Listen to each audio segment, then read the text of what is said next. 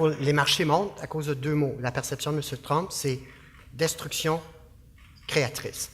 OK. Je m'explique. Après la crise du crédit, l'État a dit, les marchés ont exagéré, nous devons les réglementer à outrance.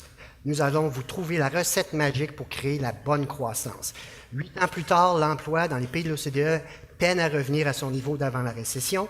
Vous avez M. Trump qui arrive. Il est protectionniste, mais le taux de chômage est à 5 %. Il ne sera pas si protectionniste que ça.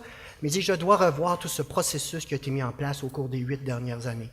Donc, je pense que les Européens sont excellents pour la réglementation, en passant, puis ils ont eu beaucoup moins de croissance qu'ailleurs. Donc, je pense que la perception des marchés, c'est qu'il peut y avoir un effet d'entraînement que M. Trump dit, on est allé peut-être trop loin par rapport à tout ça. Il faut redonner un peu de place à l'économie de marché.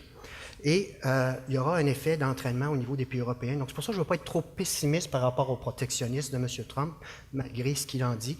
Il n'a pas agi tant que ça jusqu'à présent. Donc, je pense que c'est ça, destruction créative, perception des marchés, présentement. Intéressant.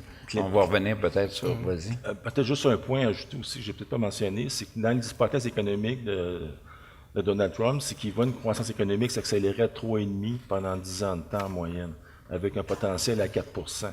On a de la misère à faire 2 en ce moment.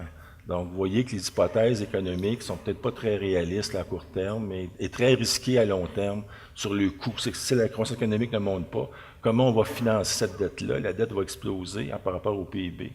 Donc, il y a des hypothèses qui vont être à reviser, et c'est pour ça que je pense qu'il va se modérer au bout de la ligne.